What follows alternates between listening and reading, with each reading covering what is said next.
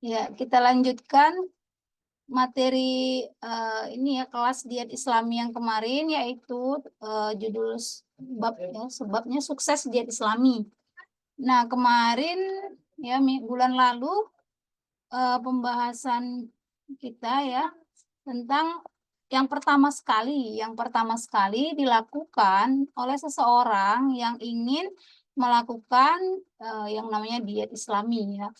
Nah, kalau ya kembali kepada pembahasan kita kemarin, diet itu kan apa pola makan ya, pola makan, pengaturan pola makan. Disanding dengan kata Islami artinya mengatur pola makan sesuai dengan aturan Islam. Ya, artinya ini bukan sesuatu yang dilakukan sekali dua kali atau sesuatu yang sementara, tetapi ini sebuah pola hidup ya, artinya sebuah gaya hidup gitu kan, pola makan, pengaturan pola makan yang itu dilakukan kalau mau berdampak memang baik ya, hasilnya baik, itu kan jangka panjang kan. Karena kalau misalnya kita melakukannya hanya dalam jangka waktu tertentu, kemudian kembali lagi dengan pola makan yang tidak teratur, ya artinya kan berantakan kembali begitu kan pola makan tersebut. Jadi kalau dikatakan pola ya, sebuah pola makan, yaitu pengaturan cara makannya kita sesuai dengan ajaran Islam, itu berarti bicara tentang membentuk sebuah kebiasaan, berarti kan membentuk sebuah kebiasaan yang itu berarti jangka panjang. Nah, maka yang biasanya dilakukan ya harus dilakukan dalam membentuk sebuah kebiasaan baru adalah ya dimulai dari pola pikir. Nah, itulah kemarin yang dibahas bulan lalu di dunia itu merombak pola pikir. Ya, pola pikir yang itu mendukung kondisi fisik kita sehingga gemuk itu dibuang ya, diganti dengan pola pikir yang memotivasi, yang menguatkan kita untuk melakukan perbaikan pola makan ini ya dengan diet Islam ini. Nah, selanjutnya setelah merombak pola pikir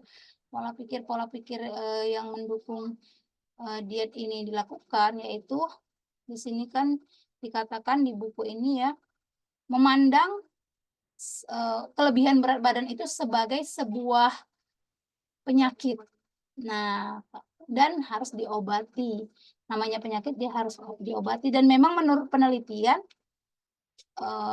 apa namanya ya, kegemukan itu ya, kegemukan saat bahkan sampai obesitas, yaitu adalah dianggap sebuah penyakit ya.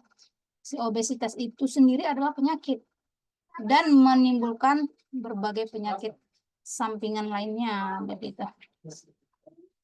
Nah, jadi yang kedua, kita kemudian berlanjut ke yang kedua, yaitu dikatakan meluruskan niat.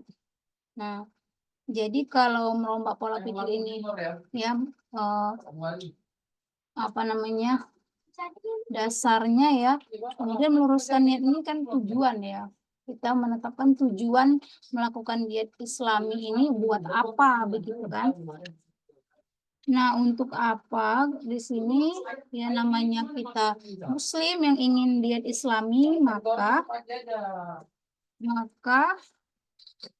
ya niat kita luruskan menjalankan diet Islami ini sesuai dengan tuntunan Islam, sesuai dengan tuntutan Islam ya. Di sini dikatakan apa ya?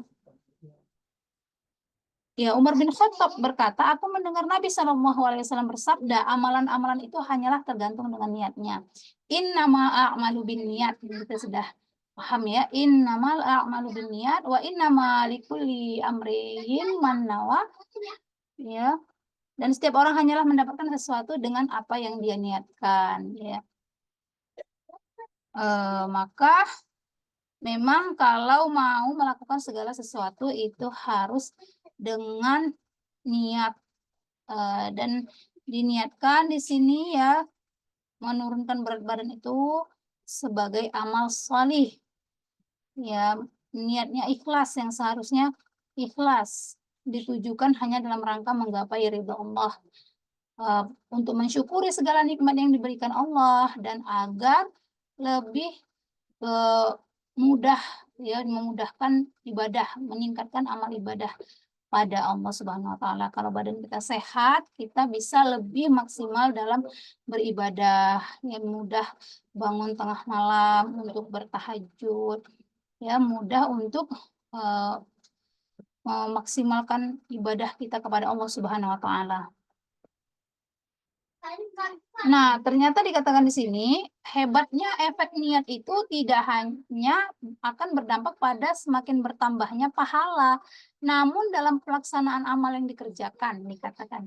Ya kan, menurut Dokter Ega Zainur Ramadhani dalam sebuah tulisannya berjudul Sehat Berpahala, keikhlasan mampu menumbuhkan persepsi dan motivasi positif serta memperbaiki suatu mekanisme tubuh dalam mengatasi perubahan yang dihadapi atau beban yang diterima. Nah, ternyata juga, terhadap tubuh kita, ya, pikiran positif itu, ya, niat-niat yang baik yang kita pasang ketika kita hendak melakukan sesuatu, itu berdampak baik bagi tubuh, ya. Keikhlasan kita dalam menjalankan diet Islami ini menumbuhkan persepsi, bisa ya menumbuhkan persepsi dan motivasi positif untuk tubuh kita itu siap gitu ya, tubuh kita itu siap dalam mengatasi perubahan yang dihadapi atau beban yang diterima. Memang ya, sesuai yang saya juga alami gitu ya, ya dari kita punya kebiasaan yang lama kepada kebiasaan yang baru itu tidaklah mudah, termasuk dalam hal pola makan gitu ya. Jadi, eee, dari makan itu sampai kenyang, ya kan, dan, ketika ketika diatur kembali pola makannya itu sesuai kebutuhan tubuh, ya diperhatikan ketoyibannya, berarti zat yang terkandung di dalam makanan itu bergizi atau tidak, ya, kemudian jumlah kalorinya disesuaikan dengan kebutuhan tubuh, itu pertama kali menjalankannya itu terasa lapar, ya gitu. Jadi tetap terasa lapar gitu ya, karena kan nggak jalani diet kenyang juga ala Huges gitu ya. Jadi ada transisi itu kan ada efeknya juga ya, sebelum terbiasa. Kemudian memang memang gini, tetap tadi kan pengolahan, dalam hal pengolahan juga ada ya, yang berkaitan dengan diet Islami ini. Pengolahannya itu biasanya digoreng ya kan, digoreng ya, kemudian, menggunakan penyedap rasa gitu ya. Itu itu kan terhadap lidah itu berdampak ya dari yang kemudian, tidak tidak menggunakan, tidak mengolah makanan dengan digoreng, tidak menggunakan bumbu-bumbu yang kuat rasanya ya, tapi bumbu-bumbu yang alami gitu ya. Ya itu berdampak juga pada lidah ya, jadi, jadi selera selera makan pun jadi jadi berkurang kan begitu ya, rasa menikmati makanan itu gitu ya.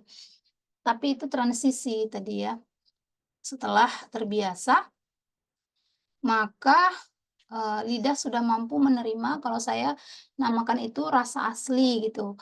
Jadi tetap bisa sebenarnya kita mengolah makanan itu dengan rasa yang tetap mendekati yang gurih-gurih ya, mendekati rasa makanan yang seperti masakan-masakan itu yang itu bisa apa, digoreng ya, digoreng itu kan bisa mengurangi kandungan gizi makanan tuh ya, nutrisi makanan tuh ya, tapi enak rasanya. Nah, kan banyak ya, sudah banyak yang membuat gitu resep-resep makanan, sehat gitu yang tetap bisa nikmat meskipun diolah dengan cara-cara yang lebih sehat, lebih alami.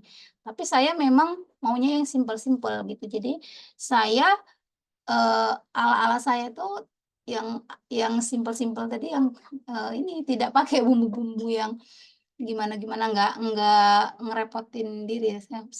Saya yang instan-instan aja, yang instan-instan yang dikukus gitu ya, dikukus, kalaupun dia yang berbumbu itu seperti pepes ya, kalau pepes, pepes ikan atau tempe bacem gitu ya, sebatas itu, selebihnya nggak banyak nggak banyak mencari atau mengikuti resep-resep makanan yang lezat-lezat gitu. Jadi saya memang menamakannya itu, makanan itu punya rasa asli gitu.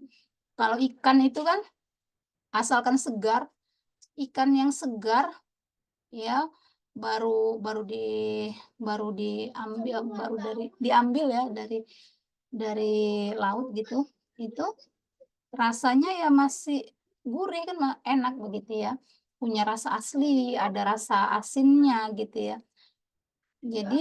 Jadi saya sudah cukup kalau yang seperti itu saya sudah cukup, ya kalau ibu-ibu ya mau yang seperti apa, ya lebih dari itu, ya asalkan kemudian sehat, ya lebih sehat pengolahannya, ya mengandung nutrisi makanannya, ya lebih, sesuai dengan kebutuhan kalori tubuh, ya itu silahkan saja ya, tidak harus sama kita ya kan. Jadi itu tadi ya. Pada kondisi-kondisi di mana tubuh itu mengalami perubahan, apa, iya perubahan ya dari kebiasaan yang lama menjadi kebiasaan yang baru, mungkin lidah kita jadi, menyesuaikan diri ya, kemudian tubuh tadi juga menyesuaikan diri. Nah, itu akan lebih kuat ketika kita memasang niat yang, eee lurus ya, niatnya juga kuat, ikhlas melaksanakannya karena Allah, karena mensyukuri nikmat yang sudah Allah kasih, nikmat diri yang Allah kasih, kita mau pelihara diri kita, mau jaga kesehatan kita sebagai bentuk syukur kita kepada Allah, serta mau meningkatkan amal ibadah kita kepada Allah, memudahkan ibadah kita kepada Allah. Nah, insya Allah tubuh kita pun lebih siap untuk menghadapi perubahan-perubahan yang akan terjadi ya ketika, mengubah kebiasaan. Ya kemudian ada juga ya, ini dari Dokter Samuel Otoro, ya, ahli gizi dari Klinik Nutrifit Jakarta menjelaskan untuk memerangi kegemukan haruslah dengan motivasi atau niat yang kuat, untuk bisa bertahan lama ya, untuk bisa menghadapi tadi ya berbagai tantangan yang ada, dalam mengubah kebiasaan ini memang butuh motivasi atau niat yang kuat. Nah, kalau tidak, kecil kemungkinan akan berhasil. Ya, niat yang kuat ini juga yang membuat kita kuat menjalani menjalani diet Islam ini sekaligus kuat dalam mencari ilmunya gitu. Karena banyak juga yang menjalankan diet Islami gitu kan, maksudnya diet ya, mau mengurangi berat badan begitu, tapi tanpa ilmu begitu, udah tanpa ilmu, tentunya tadi ada tantangan-tantangan, eee, yang dihadapi, ya jadinya bisa jadi lebih lebih apa ya, bisa mengganggu kesehatan, ya, akhirnya ini, apa namanya, sebentar sebentar saja dilakukan, ya. Niat yang kuat tadi tidak dipasang, jadi mencari ilmunya pun malas gitu ya, menjalankannya juga jadinya menghadapi tantangan-tantangan, yang ada itu tadi dalam menjalankan diet itu tadi jadi ini ya, mudah melemahkan. Jadi memang niat ini sangat penting bagi kita, ya, dalam menjalankan apapun termasuk diet Islami ini, ya, memasang niat yang kuat, memasang niat yang lurus ya, niat yang kuat sehingga berhasil gitu ya, lebih terjamin keberhasilan dari apa yang dilakukan. Kemudian merutinkan doa, tentu saja dalam berbagai aktivitas kita, segala aktivitas kita, kita ya menggantungkan harapan kita, keberhasilan kita itu kepada Allah. Manusia berusaha, Allah itu yang ini ya memberikan hasilnya kan gitu ya, memudahkan kita berhasil. Nah gitu ya, kalau kata ini ya, ulama itu ya bahkan sendalnya hilang saja itu, berdoa kepada Allah gitu, minta ganti gitu. Artinya dalam segala hal gitu kan, dalam segala hal, eee, kita itu ya menyertakan usaha itu dengan doa, ya termasuk dalam hal menjalankan diet Islam ini meminta pertolongan kepada Allah agar dimudahkan dalam menjalankannya. Nah, gitu ya, karena Allah yang Maha Kuasa atas segala sesuatu ya, termasuk diri kita, menguatkan hati kita ya, memudahkan kita menghadapi tantangan-tantangan yang ada. Ya, jadi banyak riwayat dari Nabi SAW yang menganjurkan dan mendorong seseorang hamba untuk senantiasa berdoa. Salah satunya yakni tidak ada sesuatu yang lebih mulia di sisi Allah selain daripada doa. Jadi doa juga itu sebuah amal soleh ya. Jadi terlepas apakah Allah mengabulkan atau tidak sesuai dengan yang kita inginkan, itu dia tetap berpahala. Nah, itu jadi kata Nabi juga kan, itu Allah mengabulkan doa dengan 3 cara kan gitu ya. Bisa dengan, eee, mengabulkan doa kita sesuai dengan yang kita minta, bisa juga menggantinya dengan kita dihindarkan dari musibah, atau Allah akan mengabulkan doa kita nanti di akhirat. Nah, jadi terlepas dari itu juga namanya doa ini adalah sebuah amal soleh ya, salah satu amal soleh yang ketika kita lakukan berpahala. Jadi pahalanya dapat, doa kita bisa jadi juga dikabulkan sesuai dengan harapan kita, bisa jadi dikabulkan, sesuai dengan apa yang Allah anggap lebih baik. Nah, yang pasti memang menyertakan doa ya, merutinkan doa termasuk di dalam melakukan diet Islami ini. Nah, juga dikatakan di sini ya, selalu ya, eee, apa namanya, ini bahasan sains ini yang mengkaitkan ya doa dengan manfaat kesehatan. Ya dikaitkan di sini dengan kesehatan, ternyata doa pun mampu memperlihatkan kesaktiannya dikatakan. Ini dari Dokter Diak Al-Haj Hussein, seorang pakar kesehatan sekaligus ahli akupuntur di Inggris, yang dalam prakteknya acap kali memanfaatkan teknologi laser telah membuktikan ya dalam sebuah eksperimen yang dilakukannya, ia menggabungkan metode pengobatan modern dengan metode Nabi plus doa untuk mengobati penyakit punggung atau tulang belakang 40 pasien. Pasien-pasien tersebut dibagi menjadi 2 kelompok. Kelompok pertama adalah pasien yang hanya diterapi laser, kemudian yang kedua pasien yang diterapi laser disertai doa. Dan hasilnya mengagumkan, ya, yang kelompok yang diteliti ini yang menggunakan doa ternyata mengalami proses kesembuhan secara signifikan sejak selesai terapi dan terus meningkat hingga 6 bulan berikutnya, ya. Sedangkan kelompok yang satunya lagi, ya, mengalami sedikit perubahan sejak selesai terapi dan setelah beberapa pekan saja. Namun setelah 2 bulan, terapi tadi selesai, rasa sakitnya datang kembali. Jadi di sini diyakini gitu ya, doa itu memang, menurut ini ya, si ahli ya, pakar kesehatan Inggris ini memang bisa gitu menolong menolong, memudahkan usaha itu tadi gitu. Dia nggak tahu ya di sini dia muslim atau tidak. Oh, Al-Haj Hussein ya, Hussein ya, muslim lah ya. Iya gitu ya, meneliti usaha ya, se se se apa, 2 kelompok pasien yang itu, yang satunya berusaha dengan doa, yang satunya tidak. Namun hasilnya dengan, usaha yang dengan doa itu jauh lebih berhasil, hasil pengobatannya ya, dibanding hanya usaha saja. Nah, jadi, eee, ini ya maksudnya sekaligus dianjurkan ya oleh oleh para pakar pakar kesehatan ya dalam hal mengusahakan sebuah pengobatan ya ataupun termasuk tadi melakukan diet ini itu disertai dengan doa. Kemudian selanjutnya menguatkan usaha, ya, sabar. Ini kiat-kiatnya juga sabar ya, tidak memberatkan diri, kemudian membuat keragaman usaha. Nah, dikatakan sabar ya, penelitian para ilmuwan Australia menemukan mereka yang kelebihan berat badan kemudian berusaha melawannya dengan melakukan diet rendah kalori bakal mengalami perubahan hormon yang berkaitan dengan perasaan lapar. Parahnya perubahan itu seperti mengarah pada sebuah konspirasi yang berupaya untuk mengembalikan berat badan yang hilang. Disebut Dr. Joseph Prieto, pakar dari University of Melbourne.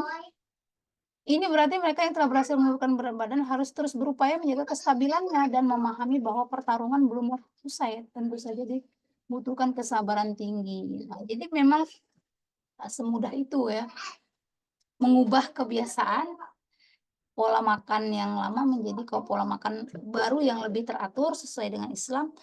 Kalau kita di sini ya, itu bukan sesuatu yang mudah. Dan ini adalah sesuatu yang jangka panjang, inginnya kebiasaan yang terus dibawa hingga kita menghadap Allah kan gitu ya. Dari mulai sekarang, kalau saya ini sekarang itu 39 tahun ya. Jadi mau mengubah pola makan dari sekarang. Ya juga nanti kapan Allah akan menjemput saya gitu ya. Berapa puluh tahun lagi mungkin atau berapa tahun ya, wallahu a'lam bishawab. Itu jangka panjang ya. Jadi memang butuh kesabaran. Nanti akan ada tuh sinyal-sinyal ya dari tubuh kita berupa hormon-hormon itu berkaitan dengan perasaan lapar itu tadi ya. Mengubah ya, mau mengatur kembali ini ya kebutuhan kalori saya dan memenuhi makan itu ya sesuai dengan kebutuhan kalori. Nanti memang ada rasa lapar, ya kan? Maka itu bisa membuat kita itu jadi pengen kembali kepada kebiasaan yang lama, ya. Dan sebenarnya juga ini ya, kalau dari para praktisi kesehatan ya dari kalangan artis-artis ya yang pernah kalau saya amati kayak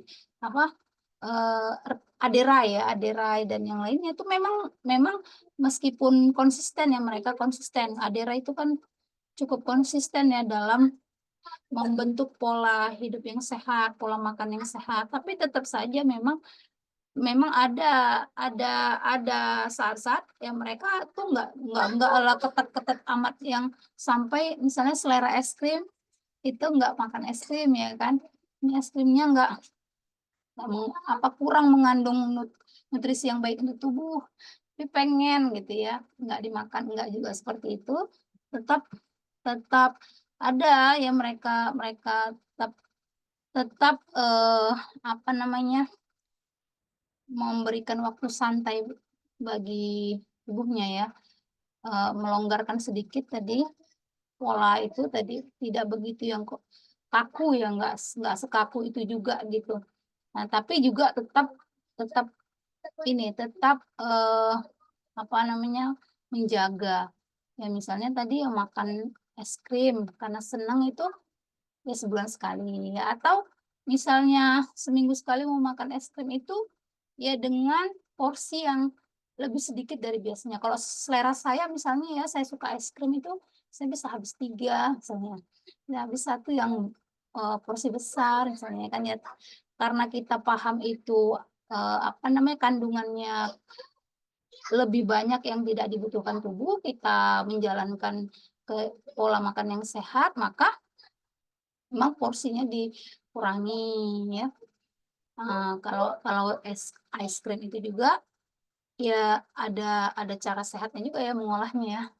Udah banyak gitu ya di media sosial udah banyak. Atau makanan yang lain yang kita suka tapi misalnya apa namanya sudah ada di depan mata mau pengen makan gitu ya, kita menjalankan diet diet sudah apa pola hidup yang teratur yang sehat tadi ya nggak masalah juga sih. Seperti tadi ya praktisi-praktisi kesehatan tadi, Aderai gitu ya, nggak masalah mereka tetap ada waktu-waktu longgar, tapi tetap mampu mengontrol diri, tidak sampai yang menuruti sinyal-sinyal apa ya, naluri dalam tubuh ya, dalam dirinya, yang sampai kembali kepada kebiasaan yang lama, itu tidak seperti itu. Ya, atau malah ini ya, kalau terlalu ketat, terlalu kaku ya, nggak pernah ada cheating, istilahnya tuh cheating ya. Cheating ya, berbuat nakal, eh, eh, apa namanya, sedikit melanggar tadi ya, pola makan yang sudah teratur itu, malah bahkan bisa jadi nanti malah tubuhnya ini ngambek gitu, ngambek ya. Jadinya ini bisa lebih berpotensi kembali kepada kebiasaan yang lama. Ya, berhubung ini tadi ya jangka panjang, jangka panjang. Jadi memang kayak keimanan juga itu kan naik turun ya, dikatakan keimanan kita naik turun. Ada kalanya kita maksimal dalam ibadah sunnah, ada kalanya kita eh, maksimal dalam apa namanya, dalam eh, sholat wajib, misalnya membaca ayat-ayat yang panjang-panjang. Terkadang kita membaca ayatnya yang pendek-pendek, ya kan. Terkadang kualitas, nah kalau sholat wajib tuh kan tetap harus dilakukan, tapi kualitasnya bisa bisa kadang maksimal, kadang minimal. Nah, itulah yang namanya tadi ya, keimanan kita naik turun, artinya termasuk juga dalam hal pembentukan pola makan ini yang teratur ya, mungkin naik turun ya. Ada saatnya kita maksimal, ada saatnya kita em, longgar gitu ya. Dan itu tidak mengapa ya, asalkan apa namanya, bisa lebih mengontrol sehingga bisa dijalankan dalam jangka panjang begitu. Nah, jadi kedua ya, selain butuh kesabaran, kemudian tidak memberatkan diri. Nah, ini dikatakan di sini ya, memang kalau kalau perubahan perubahan pada diri kita ya, dari mengalami kelebihan berat badan, kemudian dalam waktu singkat ini kehilangan berat badan yang lebih tadi ya, bisa ideal, itu memang enak ya, memang eh, kita kalau bisa begitu itu kita senang gitu ya. Tapi buat apa dikatakan di sini jika kemudian gagal di tengah jalan. Jadi kalau terlalu keras juga itu tadi bisa berpotensi lebih mudah gagal ya, karena ketahanan tubuh kita, ketahanan ketahanan mental kita ya, bisa belum tentu tahan ya. Ketahanan tubuh juga ya. Kalau misalnya satu hari 700 kalori makan, minum air putih aja sama sayur, sama sama apa namanya, sedikit apa protein ya.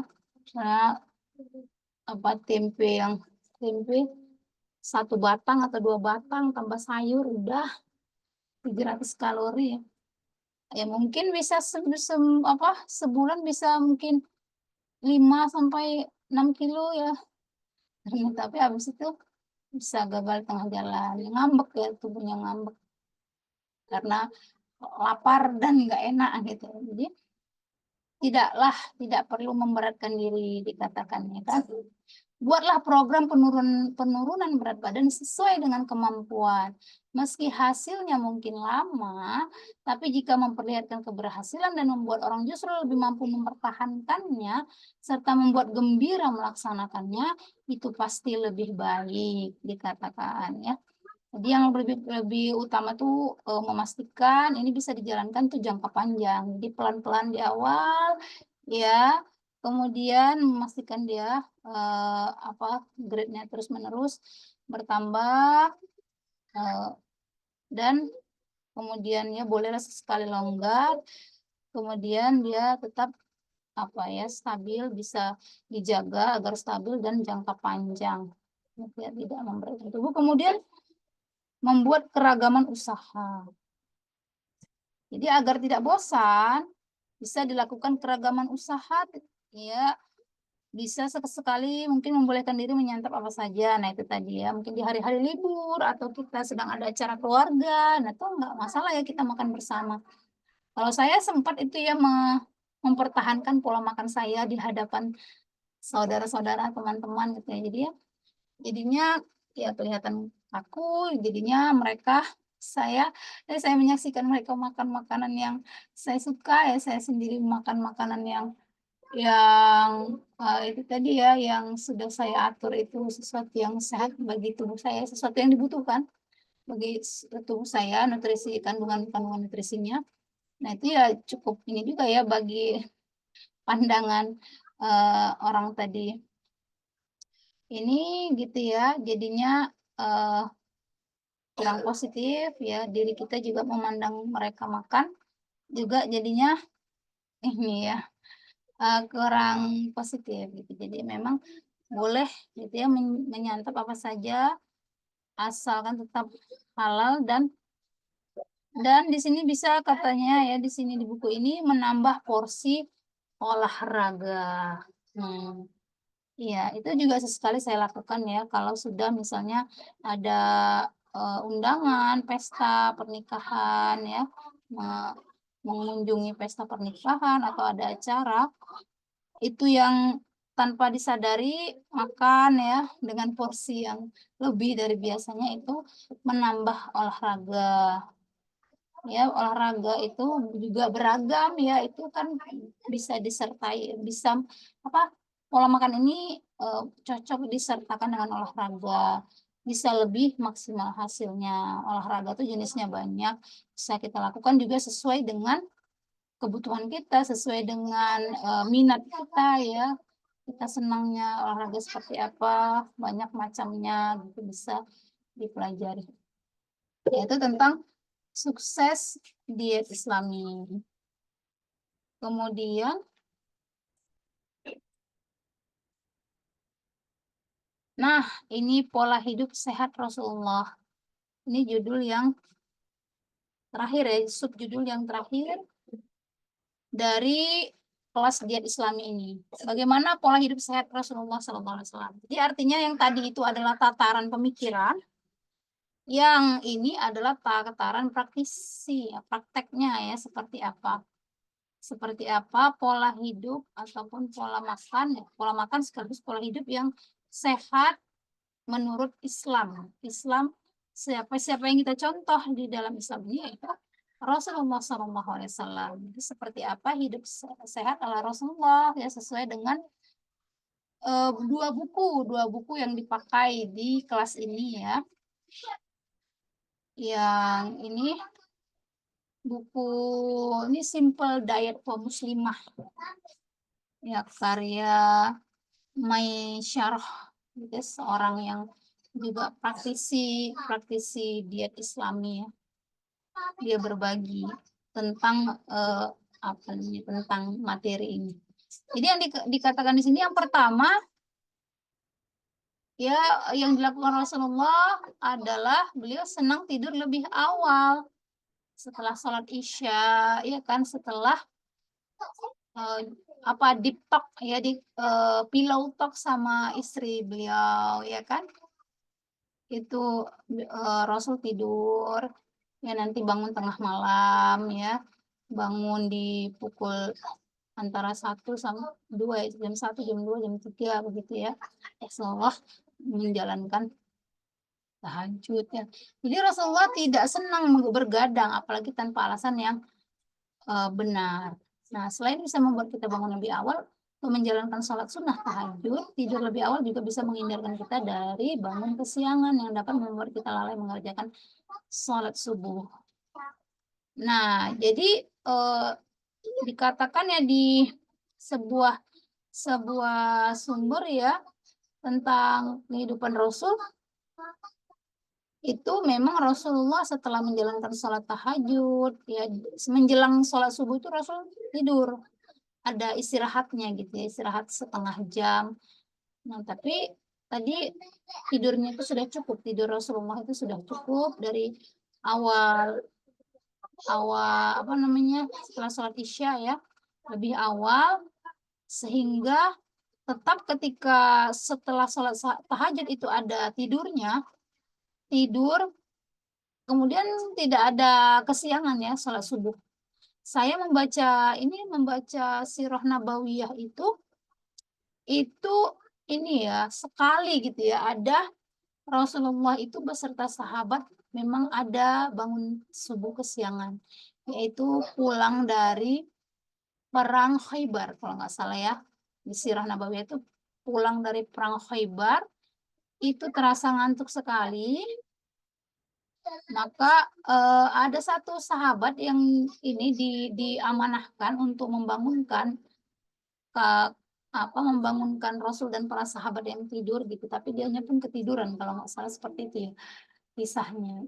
Dan itu sebenarnya bukan bentuk kelalaian Rasul ya bangun kesiangan sholat subuh, tapi untuk mencontohkan kepada kita umatnya, dikatakan ya bahwa ketika kita kesiangan pun jam berapapun kita bangun ya sudah terbit matahari ya, ketika bangun tadi ya sholat gitu ya, karena akan diangkat pena gitu kan, diangkat pena kata Rasulullah, orang yang tidur sampai bangun, orang yang gila sampai tersadar, orang pingsan sampai tersadar kan begitu ya.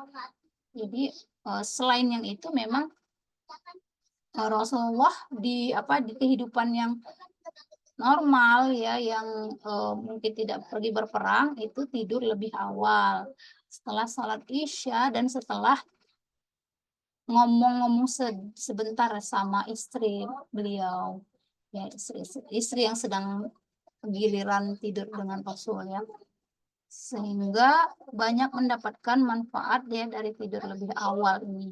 Jadi ini dianjurkan bagi kita juga berarti ya, tidur itu ya jangan larut malam. Menurut penelitian juga tidak baik, karena di malam hari itu, tidur di malam hari, disitulah tubuh kita itu memperbaiki diri kan begitu ya, terutama di jam 10, antara jam 10 sampai jam 1. Ada juga yang bilang tuh dari jam 11 sampai jam 1 gitu. Itu adalah waktu-waktu terbaik bagi tubuh itu untuk istirahat, untuk tidur ya, dan akan memperbaiki sel-sel tubuh itu sendiri gitu. Jadi setelah jam 1 ya, jam jam 2, jam 3 itu malah bagus ya kalau bangun gitu ya. Nah, untuk kemudian melakukan ibadah-ibadah sunnah. Nah, begitu.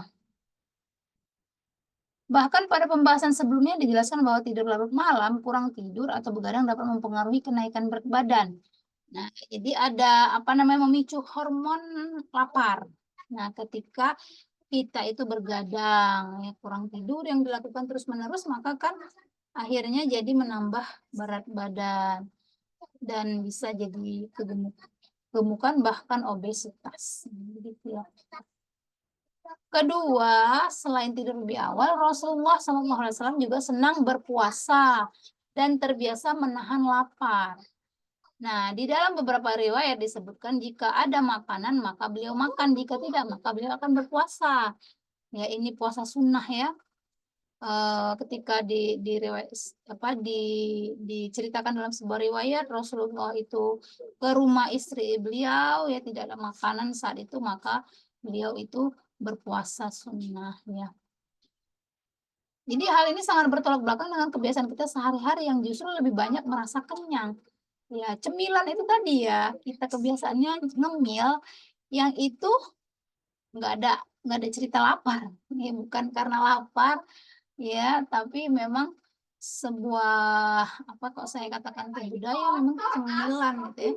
Apalagi untuk kumpul-kumpul ya, itu memang enaknya makan di mana ada perkumpulan melakukan kumpul-kumpul di situ enaknya makan kayak gitu ya. Mungkin sekali-sekali nggak begitu berdampak bagi kesehatan ya, tapi kalau terus-menerus kan bisa jadi berdampak. Ternyata menahan lapar ya, kalau kata Dokter Zaidul Akbar tuh ya.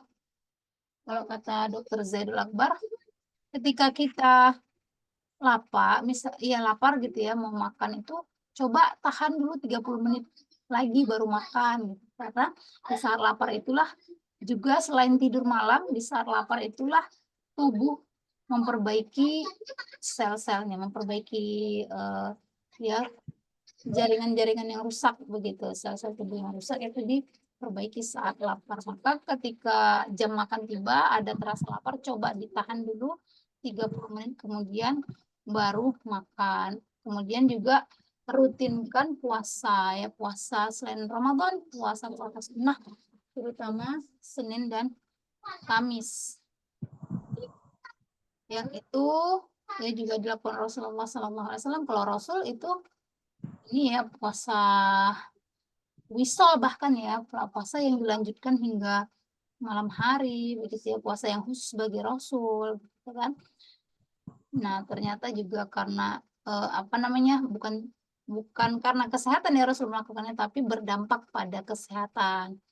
Dan pernah juga ya diceritakan di sirah itu ketika Rasulullah itu mengirimkan surat kepada pemimpin-pemimpin negara-negara saat itu mengajak mereka untuk masuk Islam. Rasul itu mendapatkan hadiah dokter dari Raja Muqawqis Mesir. Ya, seorang dokter dikirimkan kepada Rasul sebagai hadiah, dan Rasulullah itu memulangkan, dikatakan di situ, memulangkan dokter itu dan berkata kepadanya, ya, pulanglah, pergilah gitu ya. Sesungguhnya kami adalah kaum yang hanya makan ketika lapar, berhenti sebelum kenyang. Jadi artinya menolak hadiah dokter dengan alasan itu ya, karena kami adalah umat yang makan hanya ketika lapar dan berhenti sebelum kenyang. Artinya kan kebiasaan menahan lapar itu berkaitan dengan kesehatan sehingga tidak butuh dokter ya, jadi dokternya dipulangkan gitu. Itu dikisahkan ya. Dikisahkan juga di dalam perang Khandaq bahwa sahabat saat itu dibagi menjadi beberapa kelompok. Setiap kelompok terdiri dari 10 orang, di mana mereka ditugaskan untuk menggali parit seluas 40 hasta. Para sahabat menggali parit sepanjang hari mulai dari pagi dan baru kembali ke rumah menjelang malam. Rasulullah SAW pun tidak berpangku tangan meski beliau adalah seorang pemimpin. Rasulullah SAW tetap bekerja bersama para sahabat. Nah, di situ ya bukti sehatnya ya Rasulullah, dan saat itu memang kekurangan bahan makanan. Nah, diceritakan juga di Sirah Nabawiyah ya, di saat itulah, di saat jelang perang Khandaq ini ya, mengerjakan parit ini, mengerjakan Khandaq ini, Rasulullah dan para sahabat tuh menahan perutnya itu dengan batu. Ya, ada sahabat itu menunjukkan perutnya sama Rasul, lihatlah Rasul, ini perutku ditahan dengan batu gitu, satu batu. Lalu Rasulullah menunjukkan perut Rasul, ya batunya lebih dari satu. Nah, saat itu tapi ini yang mampu ya menyelesaikan Khandaq ini, ya yang luasnya itu 40 hasta. Nah, dan dilakukan sepanjang hari mulai dari pagi dan baru kembali ke rumah jelang malam, ini selama beberapa hari gitu ya, dalam keadaan lapar. Jadi sudah melakukan pola hidup yang sehat sebelumnya, jadi kuat gitu ya, meski dalam keadaan lapar. Dan justru pada kondisi lapar itu ya hikmahnya memang di situ juga saat tubuh memperbaiki diri gitu, sehingga memang keadaan Rasulullah dan para sahabat itu sehat-sehat ya, sehat-sehat. Kemudian berikutnya Rasulullah SAW mengawali makan dengan membaca basmalah. Nah, ini juga kita sudah paham ya, ya, dari Aisyah radhiyallahu an. Rasulullah SAW bersabda, apabila salah seorang di antara kalian makan, maka hendaknya ia menyebut nama Allah Ta'ala. Jika ia lupa untuk menyebut nama Allah Ta'ala di awal, hendaklah ia mengucapkan Bismillahi awal wal akhir. Jangan sampai kita melupakan adab makan satu ini, sebab setan menghalalkan makanan yang di dalamnya tidak disebut asma Allah meski terdengar sangat remeh. Jadi dari aspek ibadah ya, makan sebagai ibadah, juga ada aktivitas ibadah, mengawalinya dengan membaca basmalah gitu ya. Ini juga berkaitan dengan pola hidup sehat. Hanya saja di sini memang kita menjalankannya bukan sekedar karena mau sehat tadi, tapi memang dicontohkan Rasul ya bagian dari ibadah begitu kan, yang itu juga menghindarkan setan ya, gangguan setan pada makanan kita, kemudian ya adab makan ya, adab makan katanya dalam Islam. Kemudian yang keempat, Rasulullah SAW makan dengan tangan kanan, ya, dan menjadi keharusan juga bagi kita untuk membiasakan diri makan dengan tangan kanan.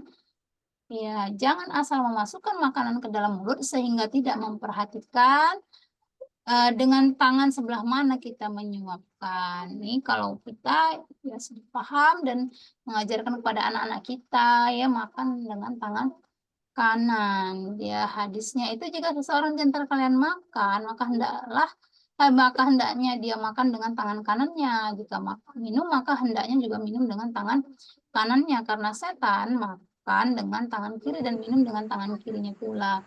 Tapi gimana kalau kidal ya? Ada orang yang memang dia itu nyamannya tangan kiri melakukan segala sesuatu. Ya kalau sepemahaman saya itu ya tetap harus dilatih makan dengan tangan kanan. Tapi ketika dilatih terus menerus, tetap mengalami kesulitan, ya berarti kan bukan disengaja ya makan pakai tangan kiri gitu ya. Mudah-mudahan ya apa begitu ya, kalau sepengalaman saya ya kalau sudah diusahakan ya tidak bisa ya tidak apa-apa begitu. Kemudian kelima, Rasulullah SAW mulai makan dari sisi luar piringnya, bukan dari tengah. Sebagian besar dari kita mengabaikan hal ini, meski kebiasaan sebagian besar dari kita memang makan dari sisi luar atau bagian pinggir. Kenapa? Rasulullah SAW menjelaskan di dalam barokah tengah makanan, maka mulailah makan dari pinggirnya dan dari pinggirnya. Ini adab juga ya, adab makan yang dicontoh makan itu mulai dari sisi luar piring, bukan dari tengah.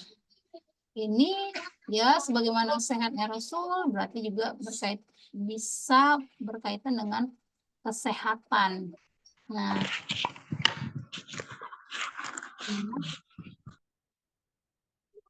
kemudian selanjutnya Rasulullah SAW itu terbiasa menjilati jemarinya setelah makan.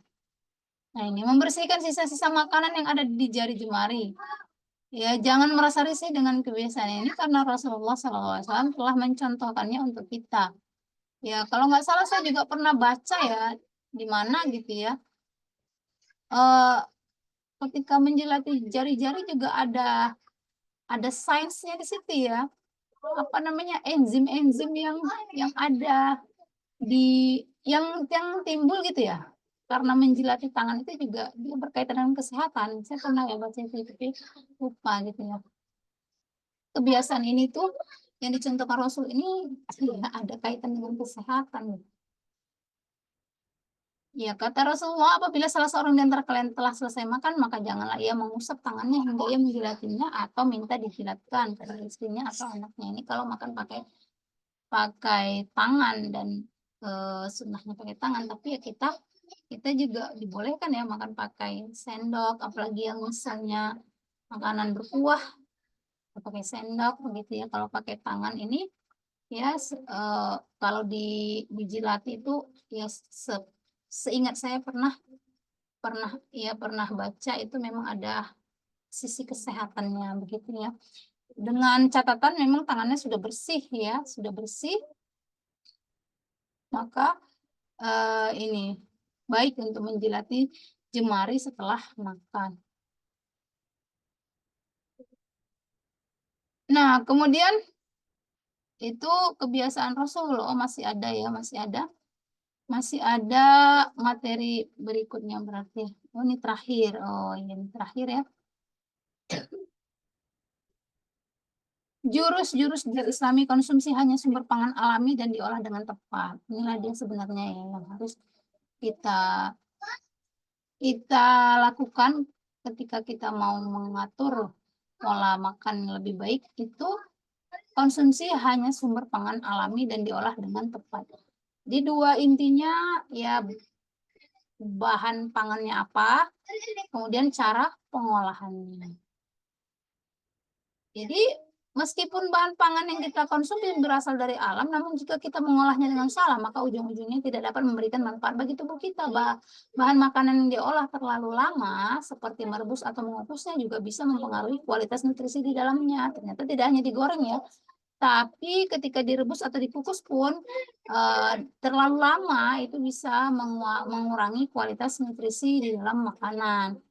Jadi sangat penting kita untuk mengetahui bagaimana cara mengolah makanan dengan tepat supaya bisa maksimal dimanfaatkan oleh tubuh. Ya, seperti misalnya telur ya. Telur itu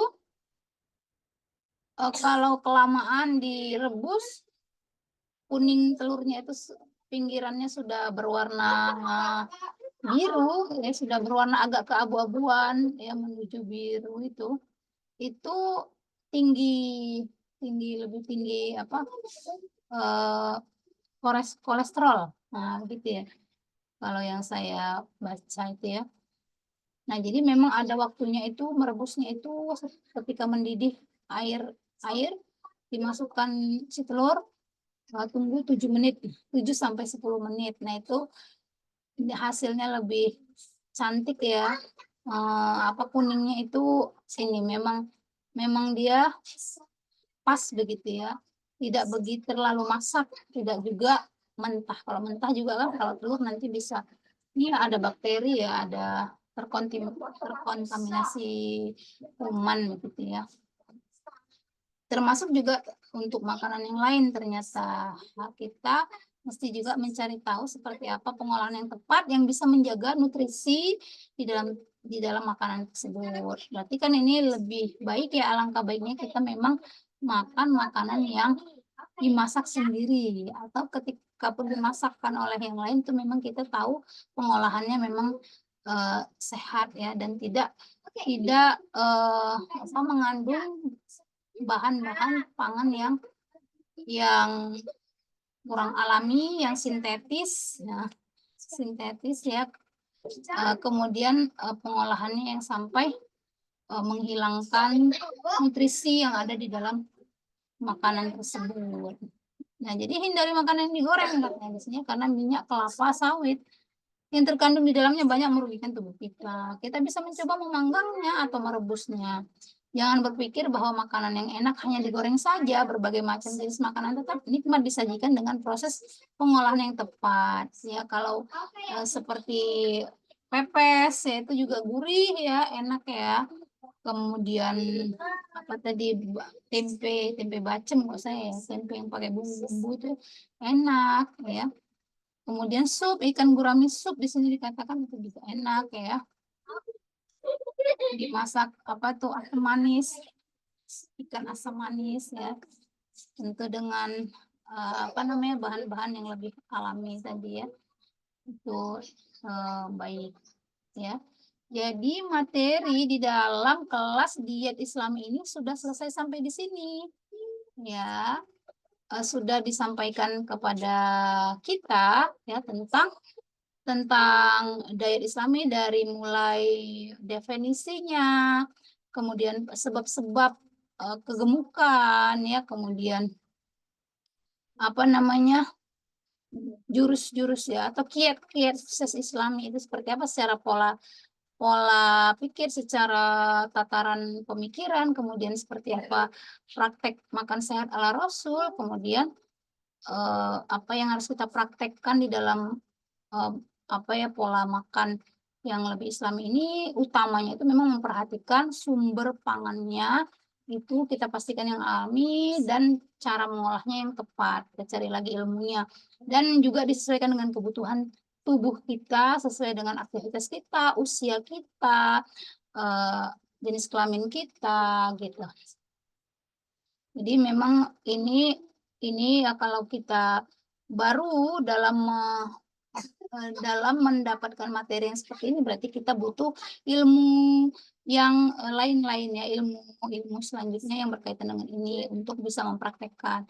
Ya kalau ini adalah salah satu saja ilmu yang kita dapatkan masih sebelumnya sudah dapat ya itu bagus sekali, bisa dilanjutkan, atau kalau sudah bisa praktek silakan dipraktekkan ya. Sampai di sini ada yang bisa kita diskusikan, Bu?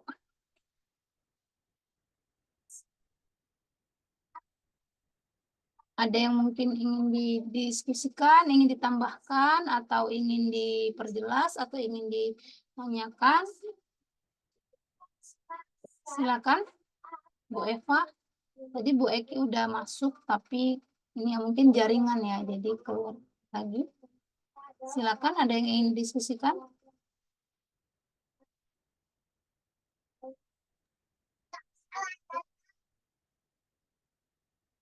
Gimana, Bu?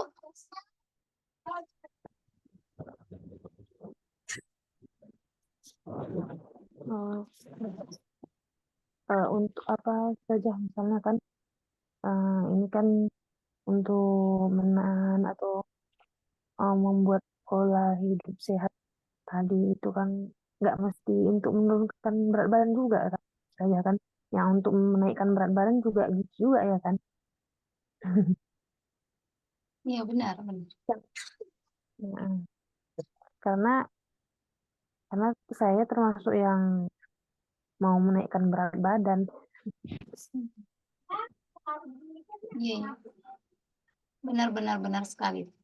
Jadi memang kalau kembali kepada materi di awal-awal yang dikatakan diet diet Islami itu tadi diet ya untuk pengaturan pola makan agar berat badan kita itu ideal ya.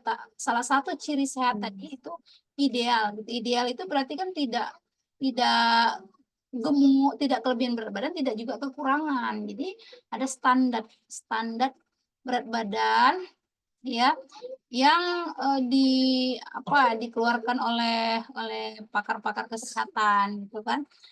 Kalau saya misalnya di usia yang hampir 40, kemudian dengan aktivitas yang sedang, kemudian saya itu seorang perempuan ya, seorang jenis kelaminnya perempuan, maka idealnya itu antara 50 sampai 55.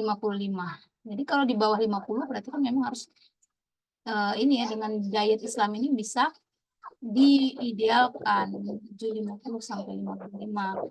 Lebih dari 55 misalnya 60-an berarti kelebihan berat badan. Di bawah 50 berarti kekurangan kan begitu ya. Jadi kalau kita pun sudah ideal, apakah tidak melakukan diet Islami? Nah, jadi ini dikatakan tadi juga ini kita lakukan dalam jangka panjang menjadi kebiasaan ya, membentuk pola makan ataupun pola hidup yang sehat ini adalah sebuah habit, sebuah kebiasaan, bukan yang baiknya itu menjadikannya sebagai sebuah kebiasaan, bukan aktivitas yang sementara. Nah, jadi walaupun sudah ideal tetap dijaga kan gitu ya kan, dijaga berarti dengan memperhatikan kebutuhan kalori tubuh ya dan kebutuhan nutrisi tubuh. Nah, jadi ketika kita tadi kekurangan berat badan ya, berarti berarti tadi kita hitung berapa kalori yang dibutuhkan oleh tubuh kita. Ya, dibutuhkan misalnya 2000 kalori. Kita mau naikkan berat badan tadi berarti 2000, misalnya kita tambah 2300. Nah, nambahnya dengan apa? Tentu saja tadi dengan makanan yang sesuai dengan kebutuhan tubuh. Ada namanya makronutrisi. Makronutrisi ini 3 ya. Karbohidrat, protein dan lemak. Nah, ini komposisinya kalau yang saya pahami sih yang lebih utama banyak tuh protein ya. Protein, jadi misalnya dari 3 ini 25% karbohidrat, 25% lemak, 50%-nya protein. Nah, kemudian ada mikronutrisi, ya ada pendampingnya yaitu vitamin dan mineral. Nah, ini makanan-makanan yang mengandung ini nih kita penuhi ya untuk keseharian kita dengan kalori yang kita butuhkan agar naik berat badan kita. Berarti tadi 2300 atau mungkin 2500 Dari yang kebutuhan sehari-hari 2.000 kita naikkan kan jadi 2.300 atau 2.500 dengan makanan-makanan yang punya kandungan nutrisi yang dibutuhkan tubuh. Jangan dinaikkan asal-asalan juga ya kan, karena asal mau naikkan pokoknya makan yang banyak gitu kan.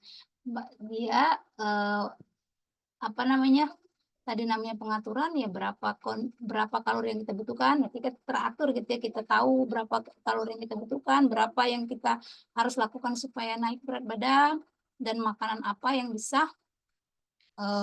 yang tadi yang harus kita penuhi ya untuk menaikkan berat badan tadi.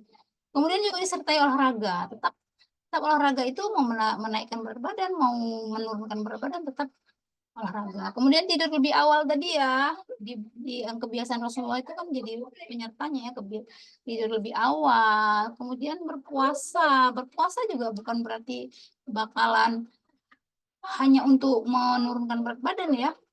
Tadi berpuasa kayak kita ada aktivitas makan di waktu sahur dan buka puasa itu bisa diatur ininya ya, menunya agar memenuhi tadi kebutuhan tubuh untuk menaikkan berat badan, bisa ya. Nah, begitu. Ya misalnya ya kalau dengan apa protein yang mengandung yang apa jumlah protein itu tinggi di makanan itu ya bisa dibantu dengan suplemen juga ya. Kalau kalau makanan itu misalnya protein itu memang buat kenyang ya. Kalau saya itu setengah kilo misalnya, setengah kilo dada ayam. Itu untuk sehari. Itu ya kebutuhan normal ya, bukan untuk menaikkan berat badan. Normal, dan kalau ditambah olahraga itu bisa menurunkan berat badan. Itu udah kenyang kali ya, makan dada ayam setengah kilo ya dibagi untuk 3 hari, 3 kali makan atau 2 kali makan itu sudah sangat kenyang gitu ya. Paling nanti ditambah nasi sedikit itu sudah kenyang sekali. Maka bisa juga sih dibantu dengan suplemen gitu ya, suplemen apa lemak ya, minyak ikan, bisa juga dengan apa tadi suplemen protein yang berisi protein gitu ya. Itu menurut yang saya pahami gitu ya. Mudah-mudahan bisa diterima ya, Bu Eva ya. Alhamdulillah bisa Ustazah. Ya, Alhamdulillah. Nah, jadi sampai di sini dulu ya materi di kelas diet Islami. Insya Allah di bulan berikutnya saya akan mengganti judul, tetap namanya diet Islami, tapi tidak berkaitan dengan tubuh, diet Islami. Nah, diet yang dalam arti mengurangi ya, diet dalam arti mengurangi, nanti akan dicari apa materi yang apa namanya mungkin ada berkaitan, tapi tidak untuk kesehatan tubuh, tapi untuk hal lain yang itu juga bisa menggunakan kata diet ya, kata diet gitu. Dari bukunya ya. Saya sudah punya sih bukunya ya, saya mau coba ini eh, ya membawakan buku ini ya, hidup minimalis. Nah, ya kehidupan minimalis. Jadi diet dalam arti mengurangi benda-benda dalam kehidupan kita yang tidak kita butuhkan agar hidup kita lebih terasa nyaman gitu ya. Nah, itu nanti untuk mengisi kelas diet ini, kelas diet Islami, artinya mengurangi benda-benda yang tidak kita butuhkan sesuai ajaran Islam, karena segala sesuatu akan dihisap ya kan. Jadi bagaimana ajaran Islam mengaturnya. Nah, begitu. Kelas ini yang ini ya, judul yang ini diet Islami ini selesai sampai di sini. Mohon maaf atas segala kekurangan ataupun kesalahan ya dari saya. Kepada Allah mohon ampun, kepada ibu-ibu sekalian mohon maaf. Nanti kan ini di apa ya, rekamannya nanti insya Allah ada yang nonton, jadi mesti Bu Eva yang saat ini masuk ya, ini saya katakan ibu-ibu ya. Jadi mohon maaf kepada ibu-ibu sekalian kalau ada banyak kekurangan dari saya ataupun kesalahan ya. Sama-sama kita belajar untuk mempraktekkan apa-apa yang baik yang ada di kelas ini. Ya, saya akhiri dengan alhamdulillahirabbil alamin. Assalamualaikum warahmatullahi wabarakatuh. Waalaikumsalam warahmatullahi wabarakatuh. Saya tutup ya, Bu. Ya, syukran ya Ustazah. Afwan, Bu.